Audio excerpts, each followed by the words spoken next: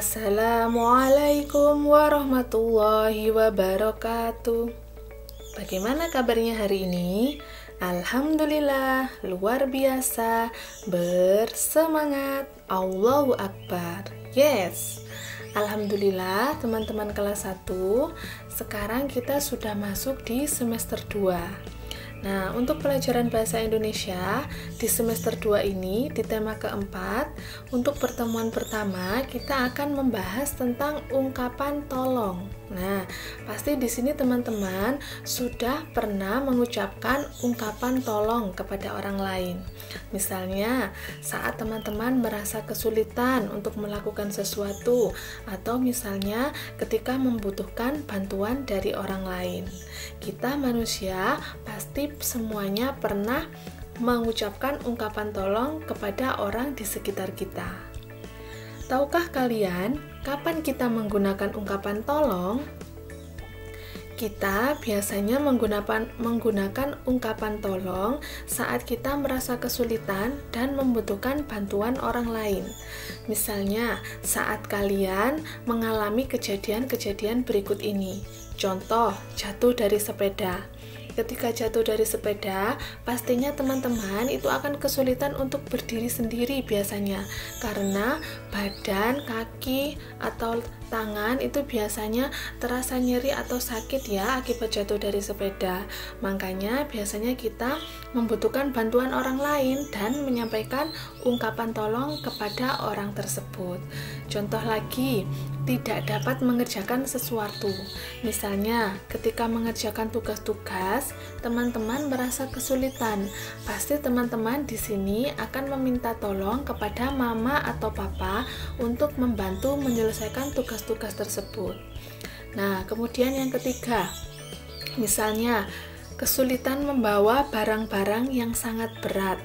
Nah, contoh di sini misalnya teman-teman membawa buku yang sangat berat. Pastinya nanti teman-teman akan membutuhkan bantuan orang lain dan meminta tolong kepada orang lain untuk membantu membawakannya. Nah, teman-teman perlu dipahami dalam menyampaikan permintaan tolong itu harus ada kata tolong, baik secara lisan maupun tulisan. Ketika mengucapkan ungkapan tolong itu harus ada kata tolongnya ya, biar tidak terkesan kita memerintah orang tersebut. Nah, kemudian kalau misalnya nanti ada tugas juga dari ustadzah menulis ungkapan tolong, itu teman-teman wajib menyertakan kata tolong karena kuncinya di sini adalah kata tolong. Selanjutnya, coba perhatikan gambar berikut. Kakak sedang menyapu halaman. Kakak ingin minta tolong pada Dito untuk membantunya menyapu halaman. Apa yang harus dikatakan kakak? Nah, ini dia contoh percakapan ungkapan tolong kakak dengan Dito. Jadi kakak ketika mau minta tolong kepada Dito seperti ini. Dito, tolong bantu kakak menyapu halaman. Jadi harus jelas sesuai dengan apa yang ingin dimintai atau diminta tolongkan kepada orang lain. Kemudian Dito menjawab, "Baik kak." Nah, jadi misalnya nanti teman-teman ustadzah minta untuk membuat kalimat atau percakapan ungkapan tolong itu harus lengkap. Yang mau diminta tolongkan itu apa, dan kemudian yang dimintai tolong juga harus menjawab iya atau tidak. Perlu dipahami juga ya teman-teman, coba diperhatikan di situ yang ustadzah lingkari. Nah, di situ ada tanda seru. Ketika kita menuliskan ungkapan tolong, itu diakhiri dengan tanda seru.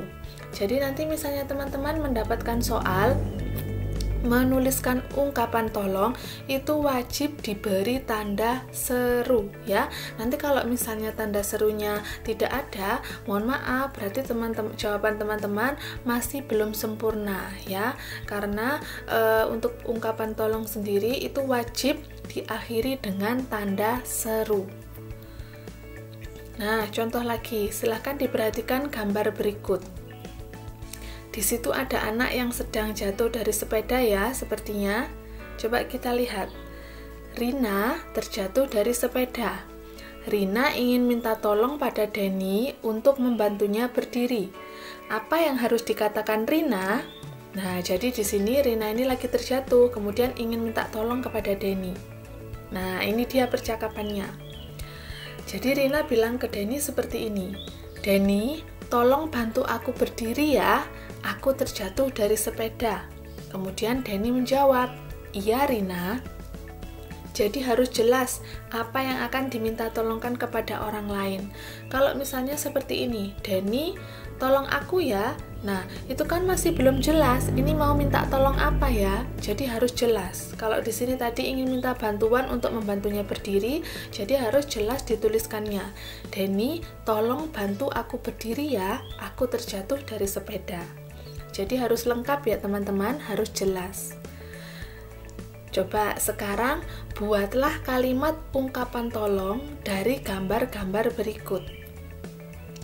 Nah, di situ ada seorang pak polisi dan nenek-nenek yang akan menyeberang jalan.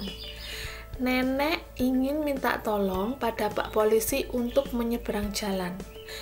Nah, bagaimana ya ungkapan tolongnya yang disampaikan nenek kepada pak polisi?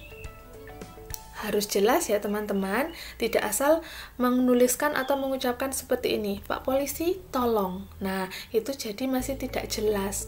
Nenek ini mau minta apa? Jadi masih belum jelas.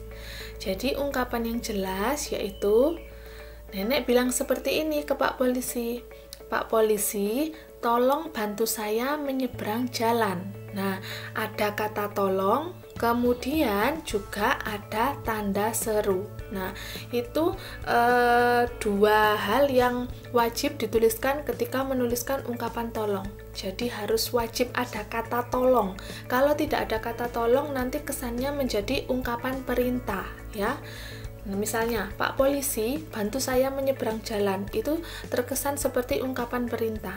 Jadi kalau ungkapan tolong harus ada kata tolong. Diingat-ingat ya teman-teman. Dan juga diakhiri dengan tanda seru.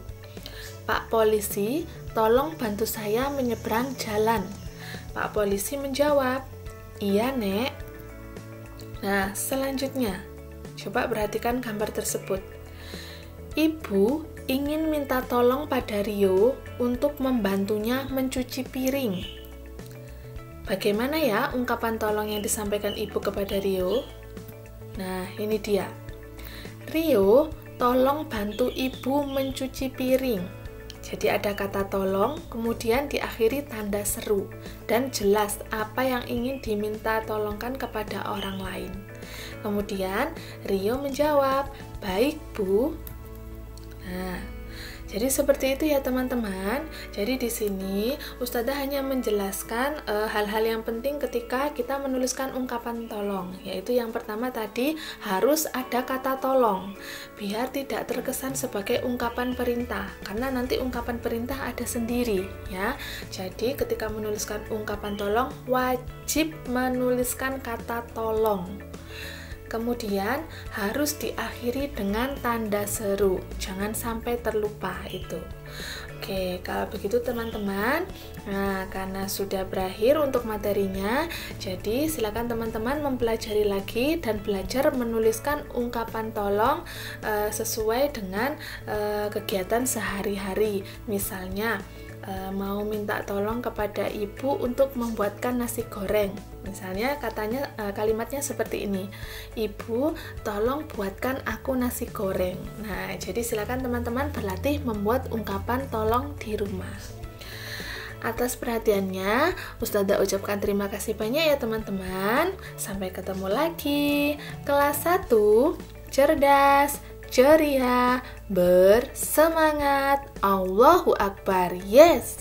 KBM Daring kelas 1 anak saleh, jauh di mata, dekat di hati. Dadah teman-teman semuanya, tetap semangat. Wassalamualaikum warahmatullahi wabarakatuh.